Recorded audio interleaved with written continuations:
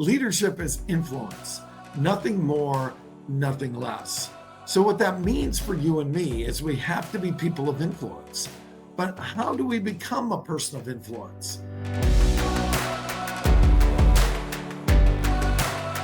Hey everybody, welcome to Keep the Change. It's so good to have you with us for another week. Today we're going to take a little different route. You know how I've had great guests recently, and I've been so, oh my gosh, excited about learning from these folks. It's been unbelievable for me. Frankly, a little inside secret. That's what I love about podcasts, that I get to learn. It's kind of selfish on my part. And I get so much information that allows me to be so much more effective with my clients and with my friends. And yet what I know sometimes is we've got to kind of go solo. And that's what we're going to do today. As a matter of fact, probably once a month, we'll go solo. And we'll bring together some of the things we've been talking about on our podcast. So let's rock and roll today. Let's do this. Today, I'm really excited because, oh my gosh, I think probably about a month ago, I made a decision to do a webinar. And I'm doing a series of webinars called Transforming Leadership in the Dealership. And the reason I'm doing that is I looked at my business specifically and asked the question, where can I add the most value? And I really believe it's in training managers. And so we're going to talk about that today. And I'm really jacked up for that. So John Maxwell says that leadership is what? I know you know the answer to this. You're my peeps. Leadership is influence, nothing more, nothing less. So what that means for you and me is we have to be people of influence. But how do we become a person of influence? Well, I think it means that you and I are just so into growing ourselves. And we're going to talk a little bit about that as we go forward. As you know, I do boot camps. I do a number of boot camps. Yes, I go in stores. Yes, I do sales training. Yes, I do a lot of one-on-one coaching. But I also do a lot of boot camps. And those boot camps are on a number of topics. One of them is High Road Leadership, which is one of John's latest books. He just came out with a new book called Charismatic Leader, and we're going to have that in a boot camp at some point. But the one that really has been so solid within the dealership world is Developing the Leader Within You 2.0. And the first chapter in that particular book talks about the 5 levels of leadership. And I'm going to go over them with you. If you've, again, been a guest of this podcast, or you've hung out in this podcast, or you've heard me live, you know I talk about these 5 levels a lot. But I think these are the areas that if I'm a dealership owner, and frankly, that's what I always look at. If I'm in the seat and I'm looking at how do I make my business better, so just to give you an idea of what those 5 levels are. Level 1, according to Maxwell, is position. And that level is the base level. People follow because they have to. And here's what happens with managers that get promoted. They think all of a sudden they have the right. They have the right to tell people what to do. They have the right to boss people around. They have a right, in many cases, to sit on the desk and not get up again, right? They have the right to do that. I remember, and I've said this before, that I had a little bit of a temper when I was a young manager. And I remember one time, frankly, throwing something in the direction of an individual. I didn't hurt them. And it's not my proudest moment. I think I was like 25, 26 years old. And yet that was the perfect example of being a position leader. I knew nothing about being a leader. And all I thought was, now that I'm a manager, people will listen to me. Well, I didn't have a lot of influence. A number of years ago, I was at a store in California, and a young man was selling 30 cars a month there. Great salesman. At one point, they needed to promote to the desk. So they promoted this young man to the desk.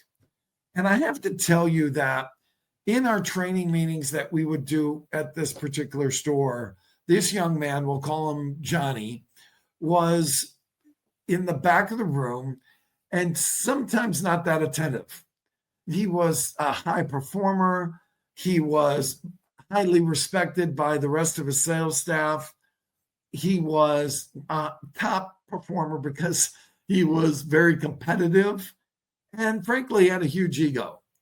And he was really good at what he did. He had been there a long time.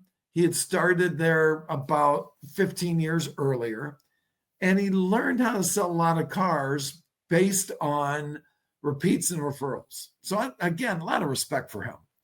The problem was he wasn't very well respected, but wasn't very well liked by the fellow salespeople because frankly, he wasn't a nice guy. Well, because of his performance, though, he got promoted to the sales desk. Sitting next to him, his other desk partner, was an older gentleman by the name of Marty. Marty had been at the dealership for about 20 years. Marty was, frankly, very grumpy. And frankly, Marty never got off the desk. He was a very good sales manager. As a matter of fact, he averaged about $3,500 per car in the front and about $2,000 in the back on his deals. So obviously he wasn't going anywhere, but he was kind of disruptive. He wasn't a team player, and he felt a sense of entitlement. Now, he was probably a position one leader too, but we'll talk about that in a minute. But who do you think had the most influence on Johnny? Who do you think had the most influence on that top salesperson that got promoted to the desk? Who do you think trained Johnny? It was Marty. And the result of that was I went back there a couple months later and I saw a clone of Marty. I really did. Johnny was not getting off the desk. He was very grumpy. And it was almost like it was a father and son tandem. And Marty had so much influence on Johnny. And the result was, frankly, there was a lot of disruption in the sales force because these two guys were more position leaders. Now, that gives you an idea of that level. But the second level I want to talk about that Maxwell talks about is the permission leader. The permission leader is people follow you because they want to. And I remember as a young manager myself, I would follow people that I admired. And I remember when I was first getting going, people didn't follow me that well. So I decided I wanted to be their friend. I was going to be the charming Bart. And the result was I had a lot of relationships. But the result of that too was they didn't necessarily respect me. They liked me, but I don't think they really respected me. The third level of leadership is production. People follow because what you've done for the organization. And I believe in our business, you've heard me say this so many times, this is kind of a review. I believe in our business so many times that they're really good. Managers are really good at production. I don't think they work at those dealerships if they're not good at production. So I believe that there's those people that might be a little bit of one, they feel a sense of entitlement. There's some that are good leaders because they build relationships. That's number two. And there's some that are really good leaders because they're production based. That's number three.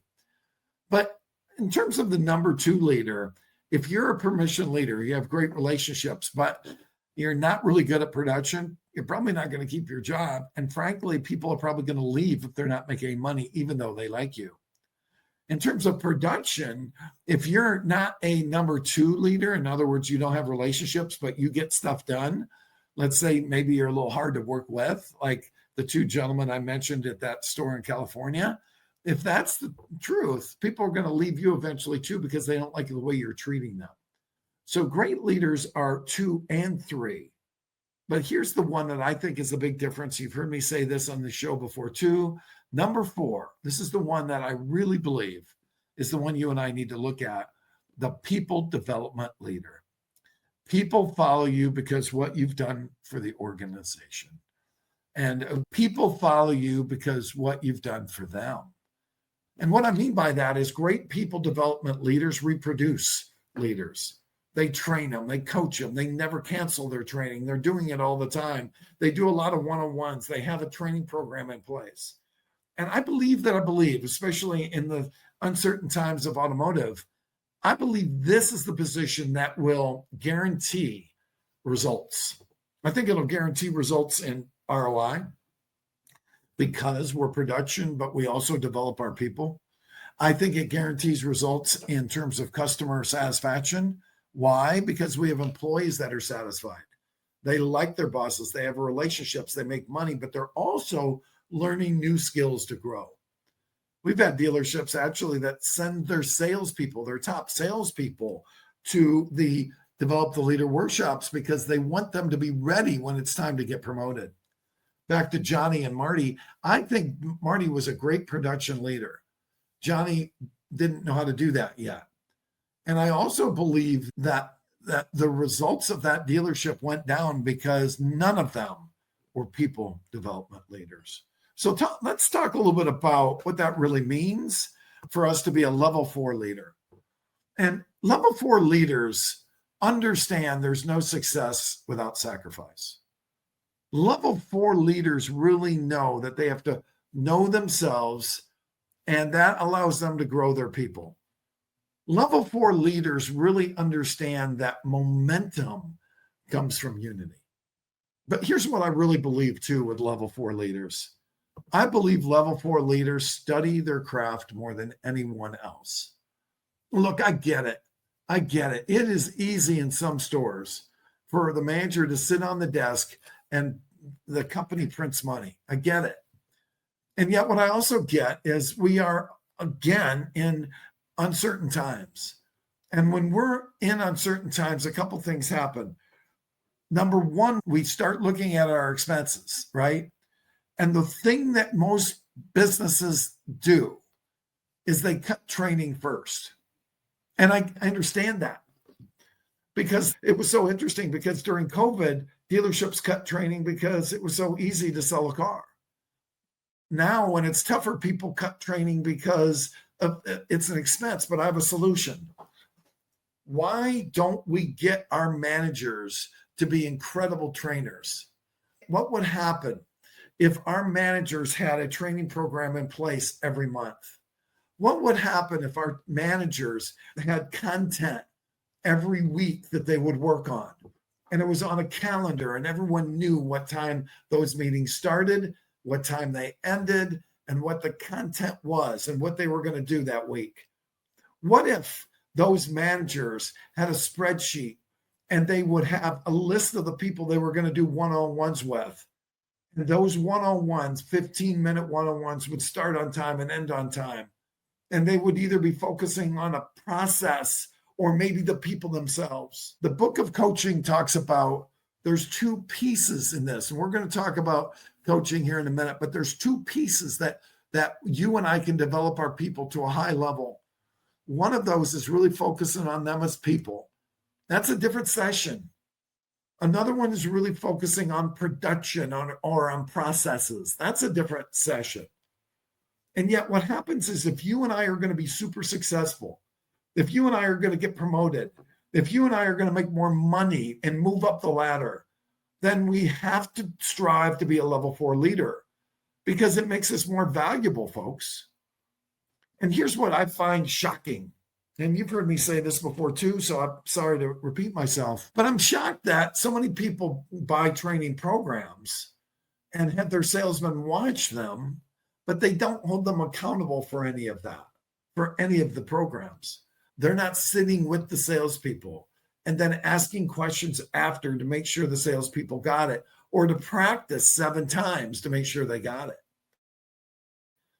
I worked for a gentleman by the name of Jay Eustace Wolfington, who's a friend of the show.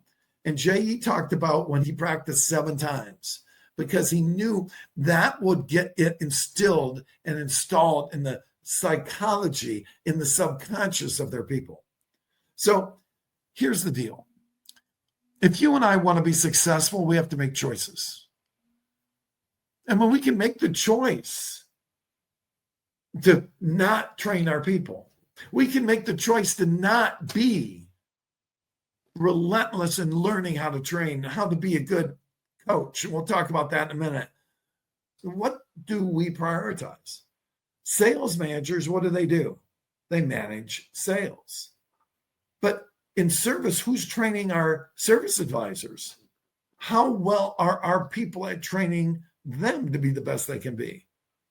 Where are we prioritizing that? We want them to be better, but what are we doing to help them? So you and I get to prioritize our own lives, and we also have to prioritize our business lives. Here's what I've seen. I can't tell you how many times I've gone and done a boot camp, which are 12-week boot camps that we do, that I've done a boot camp with our people, and I give them a book, Develop the Leader, in this case, as an example. And it's the first book they've read since high school. Now, look, I want you to succeed. And what I know is this. I think Zig Ziglar said it best. Our success is determined by two things: the people that we hang out with and the information we gather, the books we read. Now, that being the case, what are you reading? What are you studying? What do you do on a daily basis to grow? You've probably heard of the book 75 Hard, and you've heard of the 75 days of transforming our mind, body, and spirit. And one of the things that the author, Andy Frisell, I believe, that the author talks about is it's so important. It's so important to read 10 pages of personal development a day because it feeds your mind. And what most of us do is we get up at 7 o'clock, we get in the shower at 7:15, we pop into work we're out of the house at 7:45, we're at the office at 8:15. Most of us don't do a sales meeting at 8:30. We just go to the desk and sit on the desk. What are you doing to develop your people on a high level? There's 4 traits of a charismatic leader, of a level 4 leader. You want to hear what they are? Number 1, they're confident. Why are they confident? Because they're great communicators. How are they great communicators? Because they know their people. If you're married, you've probably heard of the book, The Love Languages. There's 5 different love languages. And what you know is that your spouse has a certain area that you communicate with them, which makes them feel loved. Could be physical touch, it could be acts of service, could be gifts, and there's a couple others as well. Quality time. And you know what that is for your spouse if you're on your game. And you communicate to them the way that they feel loved. Why don't we know our people? Why don't we do a disc for everybody so we know whether they're a dominant, more influencer, steady, or compliant? Now, you might be listening to this right now and you think, well, I don't know what that means. Exactly. Knowing what that means, we can communicate better. See, we need to grow ourselves as managers, get to the next level. If we want to get promoted, we want to be in that seat of general manager. If we want to be a partner in one of these places someday, this time we're spending together right now is not for somebody who's not motivated. The time we're talking right now to be a charismatic leader, to be a level 4 leader, this is the people that generate the most income. This is the people that are the most successful. This is the people that have big, hairy, audacious goals. And you're sitting in the room right now and you're thinking, I need to be better. I need to set better goals. I need to learn more. Yes, I'm capable of training, but I've kind of backed off on that just because I'm busy desking deals. See, you and I can't give away what we don't have. Learn to be the best trainer, learn to be the best coach, learn to be the best communicator. Now what happens is we feel more confident and people can see that in us. Next part of a charismatic leader is conviction. Charismatic leaders have a Mamba mentality. I loved Kobe Bryant. I studied Kobe Bryant a lot since his passing. And you all know about his discipline, his passion, his high expectations of himself, his character. You get it. And people of conviction, they have super high expectations, but they also help the people that work with them and for them define what their expectations are. See, I believe this so deeply that if you don't know what your 10 big goals are for your people that work for you, you don't know them well enough. Because if you don't know what's important to them, how are you going to motivate them? Kind of like a car deal. If you don't know what your customer wants, how do you motivate them? So great leaders that are level 4 leaders, they figure out what their people want. They spend time with them. Remember earlier, I talked about there's 2 major areas of which you and I can coach. One is people, one is processes. Now, I get most people at dealerships coach on processes, but I will tell you, coaching on your people is super important. Why? Because I want to know my persons to grow my persons. I want to know how they communicate. I want to walk through a disc with them. I want them to know discs so they can know their customers when they meet them. So defining expectations, knowing what their expectations are, setting expectations, define accountability, that's conviction. Expectations plus passion. Now, we've all heard that word passion before. Is that an emotion? No. I'm talking a verb. Great leaders are passionate. They're passionate about their success. And great leaders have a heart of a servant. They give. They love to teach. They listen well. And we're going to talk about that in a minute. So if you're taking notes, write this down. Expectations plus passion plus heart equals a servant leader. Now, there's some other characteristics of a level 4 leader. One is connection. They know how to connect with people. They know it's not about them. They're void of ego. I'll never forget the manager once upon a time that came up to me when I was a general manager at a Mazda store in San Jose. And he said, "Hey, Bart, I want to, he was a good person at the time. He said, "I want to become a manager." I said, "How come?" He said, "Because I don't have to deal with people anymore." That guy didn't understand leadership at all. What's the connection? What's the connection with your people? Do they know you? Do you know them? Do you listen well? And we'll talk about that in a minute. And then the fourth characteristic of a level 4 leader is compassion. If you heard any of my podcasts recently, I think last week we had one with Joel Manby, the former CEO of Saab. And Joel wrote a book called Love Works, where he takes 1 Corinthians 13, the chapter in the Bible, which many of you know is the love chapter. And he takes all of those characteristics as a leader: patience, kindness, trust. And he takes all of those characteristics and allows us to look at each of them, not to be soft, but to be an incredible leader, a leader that holds people accountable, a leader that's firm, a leader that's respected. A compassionate leader has patience and kindness and trust. And because of that, they're considered an expert. Where are you? So there's 5 essential elements of a high performance environment I want to share with you. One is vision. High performance leaders ask themselves, what's the vision for the organization? Now, I've seen some incredible organizations. Beaver Toyota, I know, is a company that just does incredible work with the vision. Everybody understands the vision. They're all on the same song sheet. And those organizations where everybody's on the same song sheet for a bigger picture and they have their culture established are more successful. You know what Joel said about leading with love? I just told you about his book. You know what he said about it? When he was at HFE Enterprises, which is Hershon Family Enterprises, he was the CEO there. Their profits increased, their customer satisfaction increased, and their employee satisfaction increased because they led with love and respect.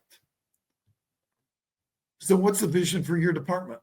If you're a used car manager, what's the vision? Where are you headed? What do you need to change in the next month, the next 6 months, the next year? Are you a goal setter yourself?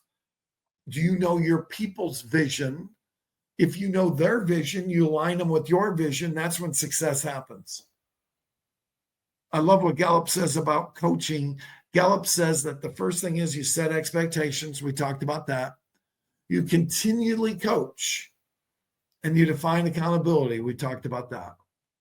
And you do that under the umbrella of what the vision is for everyone. Theirs, yours, and you bring the two together. How powerful is that? Number two essential element of a high performance environment is learning. I interviewed Drew Tutton a number of times on this podcast, and I asked him, what do you expect of your managers? And he said, I expect them to be learners and I expect them to train. See, learners are earners. And what's interesting about that is, remember we mentioned DISC a little bit ago. Do you really know how to communicate with your people? I would not hire anybody or promote anybody until I did an emotional intelligence assessment. Yes, I love DISC. It serves a purpose. I also love emotional intelligence. I think both of them are a truth serum. But emotional intelligence test talks about, are they self-aware? Do they manage? Do they have empathy? Can they build relationships? But here's what's interesting. The higher one is in emotional intelligence, the more money they make. So don't you think it's important for me, if I'm going to promote somebody, to see if they have emotional intelligence? But guess what? If they don't, if they have an area that's lacking, maybe it's in self-management, maybe it's in that discipline, it can be taught. They can learn to be better. If someone maybe isn't self-aware, they can learn how to be better at that. If somebody needs more empathy, they can learn to be better at that. My name's Bart, and I can help you. So what's the point? The point is, you can't change IQ, but you can change emotional intelligence. But if you're going to put somebody in a position that you're hiring them, or that you're moving them to the next spot, moving up a chair, dude, you better make sure what their emotional intelligence is, and also be clear of what you need to teach them. Otherwise, you're flying blind. So learning is a big piece with all organizations, isn't it? The third essential element of a high performance environment, number one is vision, number two, learning, number three, confidence. We talked about confidence earlier. We talked about they're building their own confidence because they study. The fourth essential element of a high performance leader is they grow. As we grow our people, and we're a learning organization, and we're focused on learning, what happens? People grow. They're always going to make mistakes, but organizations that are focused, that are level 4 organizations, that have level 4 leaders, they're asking better questions. When something goes wrong, what do we do right? When something goes wrong, what do we learn? When something goes wrong, what must we change? They ask great questions, and because they ask great questions, the people are thinking that way. They're employees who think and self-coach, because we as the leaders are asking a question. And the fifth essential element of a high performance organization, a level 4 organization, is they do activating. What in the world is activating? Well, you've been around me enough, you know what it is. It's tapping into our people. It's really tapping into how they think. It's helping them with their own personal growth by asking and listening. It's growing them. You've all heard of coaching. It's a real common word nowadays, but that's what it is. You are coaching them, and you're coaching them to be self-coaching. Years ago, when I did training for half a car, we developed desking questions that every sales manager would have right at their desk. And questions such as, where do you go on the drive? What does your manager, what's your customer think you're doing right now? Have you talked money? How do they feel about the car they drove? Do you think they're ready to go ahead? Those types of questions. And what would happen is, because the manager was asking those questions all the time, the salesperson would come to the desk already with the answers to those questions. And after a while, the manager didn't even have to ask the question anymore. The salesperson would give those answers. Talk about activation at its finest and developing peak performance. See, activation is a performance tool. Activation triggers the mind of the person that we're helping to come up with the answers, to be responsible, to think for themselves. Now, how do we activate? Leaders who activate to motivate do these things well. They operate at a higher level. They create a positive culture of accountability and growth. They inspire vision. They focus on solutions. And here's what also happens. They foster creativity. They stretch the team beyond their comfort zone. They help the folks build confidence. They help team members become leaders, and they focus on solutions and not problems. So I'm going to say it again, and I want you to ask yourself a question. Do you inspire vision in your company? Do you inspire goals? Do you create a positive culture of accountability? Do you focus on solutions? Do you help team members become leaders? Are you building confidence, or are you tearing them down? Do you stretch your people, knowing that it's okay to fail if we ask the right questions? Do you foster creativity? So there's 4 areas that we talk about in our coaching manager workshops. And we're not going to spend a ton of time on them now, but we'll go deeper if you and I get together. I'll tell you more. But one of those areas for somebody to be a great activator and a great coach, man, they got to be great at, number 1, powerful questioning. Open-ended questions. They have to think to ask. They can't assume anything. They're curious about everything. They inspire the person on the other side to think. They honor them. They invoke insight, commitment, and action. Isn't that what you want? How do you do it? Through powerful questioning. Ask great questions, get great results. Now, once we ask great questions, we better be pretty good at what? Listening. It's easy for women. It's not so easy for guys. We're not that great at it sometimes. But listening, when we notice the energy, the tone, how fast they're talking, all of these things give us an idea, the direction to the conversation, don't they? You know this. You did this when you sold. Great listeners are very intentional about paying attention. Great listeners understand that listening is all things. It's the feeling we have. It's the connection. It's empathy. Great listeners shut up. Great listeners look people in the eye. Great listeners, as Stephen Covey says, listen to understand, not to be understood. So again, a great activator is really practiced in asking powerful questions, really practiced in listening. And guess what happens? Because of that, they develop trust. How powerful is that? And look, let's be real. If we don't have trust as a leader with our people, they're not going to follow us. They're going to give us lip service. If we've asked and listened and really got our people to think, and we've developed this trust, then we can have some direct communications, some direct conversations. See, it's okay to have direct communication and conversations. It's okay to be direct. Sometimes it's uncomfortable. Sometimes it takes courage by the manager. Sometimes it takes courage not to have direct communication. But what we know about direct communication is it works because we asked, we listened with empathy, we built that trust, and then because we have that trust, they listen to us.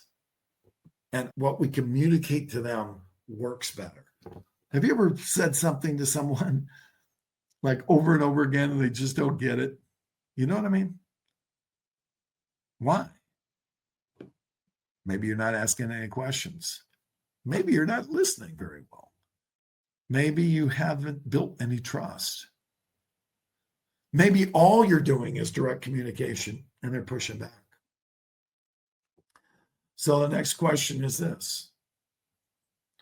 What's one area, Mr. or Mrs. Manager, that you could be better in activating and developing your people? What's one area that you need to work on to be a better communicator with your people? Maybe it's daily one-on-ones. Maybe it's a list of questions before you even sit down with somebody.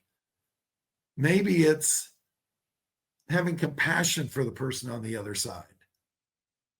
Maybe it's being a little bit more humble and not letting your ego get in the way. Maybe it's setting the stage that developing of our people is the most important piece. Because you know and I know if we develop our people, everything else starts to work, including the bottom line. Hey, if you want more information about this, you know my name. I'm here for you. Hit me up. I'd love to have a 15-minute conversation of what a coaching session could look like for your organization. How do we coach the managers to be incredible level 4 leaders? That's what we do for you. If that's something you're interested in, call me. My phone number, 480-327-8751. Let's set up a 15-minute consultation and see how I can serve you in this journey. Thanks, everybody, for joining me. Love being with you on Keep the Change. We'll see you next time.